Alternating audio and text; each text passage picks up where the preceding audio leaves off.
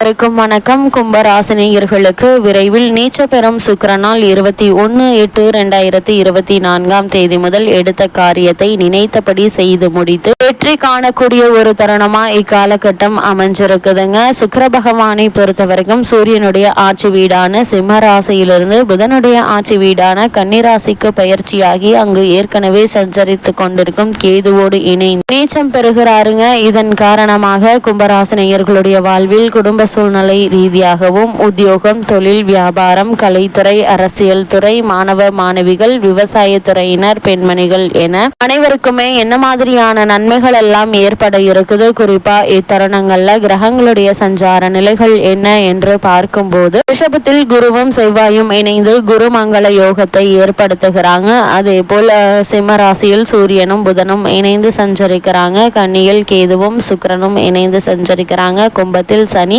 அக்ரகதியில் இருக்கிறாரு. மீனத்தில் ராகு சஞ்சரிக்கிறாருங்க. இந்த கிரகங்களுடைய சஞ்சார நிலைகளின் காரணமாக மேலும் என்ன மாதிரியான நன்மைகள் எல்லாம் உங்களுடைய வாழ்வில் ஏற்பட இருக்கு என்பது குறித்தான முழுமையான பதிவு தான் இந்த வீடியோல நம்ம விரிவா பார்க்க போகிறோம். அதற்கு முன்னாடி சுக்கிர பகவானை பற்றி சற்று விரிவாக தெரிந்து கொள்வோம். நவகிரகங்கள்ல ஆடம்பர கிரகமாக விளங்கக்கூடியவர் சுக்கிர பகவான்க. இவர் ஒரு ராசியில் உச்சம் பெற்றால் அவர்களுக்கு அனைத்து விதமான செல்வங்களும் கிடைக்கும் என கூறப்படுதுங்க. மாதத்திற்கு ஒரு முறை தனது இடத்தை மாற்றக்கூடியவர் சுக்கிர பகவான். இவர் காதல், அழகு, ஆடம்பரம், செல்வம், செழிப்பு உள்ளிட்டவைகளுக்கு காரணமாக திகழ்ந்து வருகிறாருங்க. சுக்கிர பகவானுடைய இந்த இடமாற்றம் அனைத்து ராசிகளுக்கும் மிகப்பெரிய தாக்கத்தை ஏற்படுத்துங்க. அது மட்டும் இல்லாம சுக்கிரனை பொறுத்த வரைக்கும் குட்டி சுக்கிரன் குடும்பத்தை கெடுக்கும் என்பது பழமொழி. சிறு வயதில் சுக்கிர திசை நடந்தால் பாதிப்பு ஏற்படும் என்பதற்காகவே இந்த பழமொழி சொல்லி வைத்திருக்கிறார்கள். சுக்கிர திசை மொத்தம் 20 வருடங்கள் நடைபெறுங்க. சுக்கிர திசை வந்தாலே செல்வங்கள் கொளிக்கும் என்பது மக்களின் பொதுவான கருத்தாகவே உள்ளதுங்க. அது மட்டும் இல்லாம சுக்கிர பகவானை பொறுத்த வரைக்கும் இவர் அசுர குரு சுக்கிரன். நவகிரகங்களின் சுக்கிரன் சுப கிரகங்க. காதல் நாயகன், கலத்திரக்காரகன், காதலுக்கும் ஆசைக்கும் சொந்தக்காரகன், இல்லற வாழ்க்கையில் சுகத்தையும் சந்தோஷத்தையும் தருபவர் சுக்கிரன்ங்க. சுக்கிரன் பிறந்த ஜாதகத்தில் வலிமையாக இருந்தால் சுக்கிர திசை காலங்களில் யோகங்கள் வரும். கோடி கோடியாக அள்ளி தருவார் சுக்கிரன் என்பதும் ஐதீகமாக இருக்குதுங்க. அது மட்டும் இல்லாம குட்டி சுக்கிரன் குடியை கெடுக்கும் என்றால் குழந்தை பருவத்தில் வரும் சுக்கிர திசை ஆகாது, பயன் தராது என்று பெரும்பாலான கிரகங்கள் சொன்னாலும் சுக்கிரன் அள்ளி கொடுப்பது யாருக்கு, அலைச்சலை தருவது யாருக்கு என்று பார்க்கும் போது பரணி, பூரம், போராடம் நட்சத்திரங்களில் பிறந்தவர்களுக்கு ஜென்ம திசையே சுக்கிர திசையாக வருங்க. அஸ்வினி, மகம், மூலம் நட்சத்திரங்களில் பிறந்தவர்களுக்கு இரண்டாவது திசையாக சுக்கிர திசை வரும். இதனால் அவர்களுக்கு இவர்கள் பிறந்த குடும்பத்திற்கும் பாதிப்பு வரும் என்பது பலருடைய ஒரு கருத்தா அமைஞ்சிருக்குதுங்க.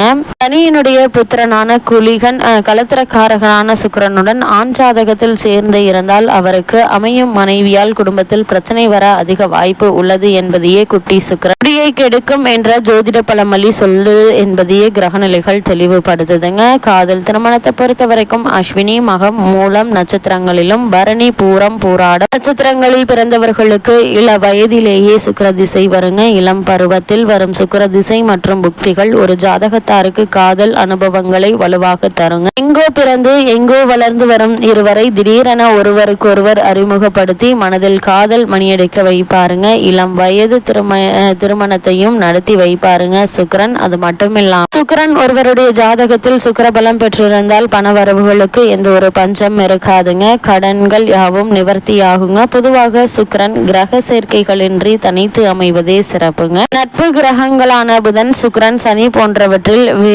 வீட்டில் அமைந்து சேர்க்கை பெற்று இருந்தால் குடும்பத்தில் சுபிக்ஷம், திருமண சுப காரியங்கள் கைகூடும் அமைப்பு, புத்திர பாக்கியம் உண்டாகக்கூடிய யோகம், செல்வம், செல்வாக்கு சேர்க்கை, வண்டி வாகனம், பூமி, மனை வாங்கும் யோகம், ஆடை ஆபரணங்கள் அமையும் வாய்ப்பு போன்றவை அமையுங்க. மேலும் ஜாதகங்களில் சுக்கிரன் பலமிழந்து குழந்தை பருவத்தில் திசை நடைபெற்ற அடிக்கடி உடல்நிலை பாதிப்பு, பெற்றோருக்கு அனுகூலமற்ற நிலை உண்டாகும். இளமை பருவத்தில் நடைபெற்றால் ரகசிய உடல்நிலை பாதிப்பு, தேவையற்ற பழக்க வழக்கங்களால் ஆரோக்கிய பாதிப்பு, குடும்பத்தில் பொருளாதார இடையூறுகள் உண்டாகுங்க. மத்திய பருவத்தில் நடைபெற்றால் குடும்ப வாழ்வில் கருத்து வேறுபாடு, சுக வாழ்வு, சொகுசு வாழ்வு பாதிப்பு, பெண்களால் அவப்பெயர், வம்பு வழக்குகளை சந்திக்கும் சூழ்நிலை ஏற்படுங்க. முதுமை பருவத்தில் நடைபெற்றால் உடல்நிலையில் பாதிப்பு, பொருளாதார தடை, சர்க்கரை நோய்கள், ரகசிய நோய்கள், குடும்பத்தில் நிம்மதியற்ற நிலை ஏற்படுவதற்கான சாத்தியக்கூறுகள் அதிகம் இருக்குதுங்க. நீச்சபங்க ராஜ யோகம் கிடைப்பதற்கான சாத்தியக்கூறுகளும் அதிகம் இருக்கு. இருக்குது. அதாவது பிறந்த ஜாதகத்தில் சுக்கிரன் நீச்சம் பெறுவது நல்லதல்லங்க. நீச்சம் பெற்றாலும் உடன் புதன் சேர்க்கையுடன் இருந்தால் நீச்சபங்க ராஜயோகம் உண்டாகி ஓரளவுக்கு சாதகமான பலன்களை தருவாருங்க. சுக்கிரன் செவ்வாய்க்கு கேந்திரஸ்தானங்களில் அமைந்தால் பிறகு மங்கள யோகம் உண்டாகுதுங்க. அதுபோல சுக்கிரன் உச்சம் பெற்று கேந்திர ஸ்தானங்களில் அமைந்தால் மாளவியா யோகம் ஏற்படுங்க. இத்திசை காலங்களில் இந்த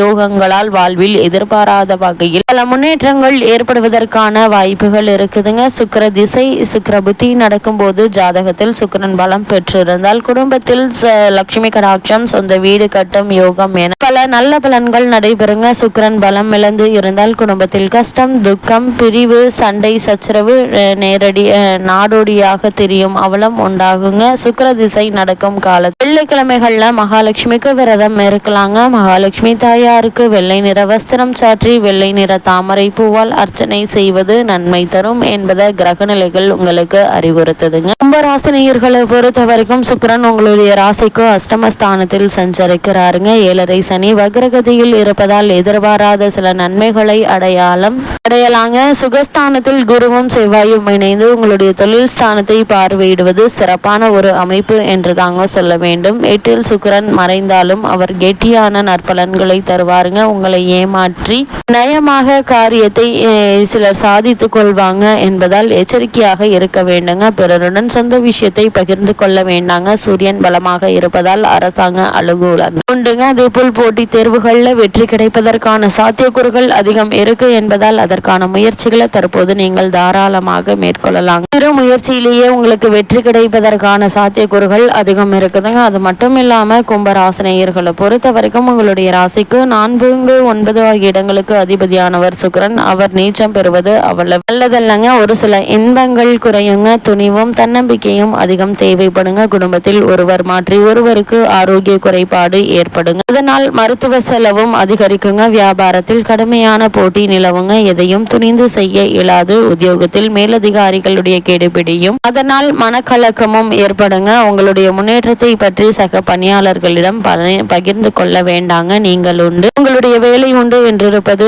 நல்லது. கும்பராசினியர்களை பொறுத்த வரைக்கும் என்ன மாதிரியான விஷயங்கள்ல நீங்கள் கவனமாக இருக்க வேண்டும் என்று பார்க்கும்போது கணவன் மனைவி உறவுகள் சில சங்கடங்களை தருங்க. முன்கோபம் அதிகமாக காணப்படுங்க. பத்திரப்பதிவுகள், ஆவணங்கள் முதலியவற்றில் கவனம் செலுத்துங்க.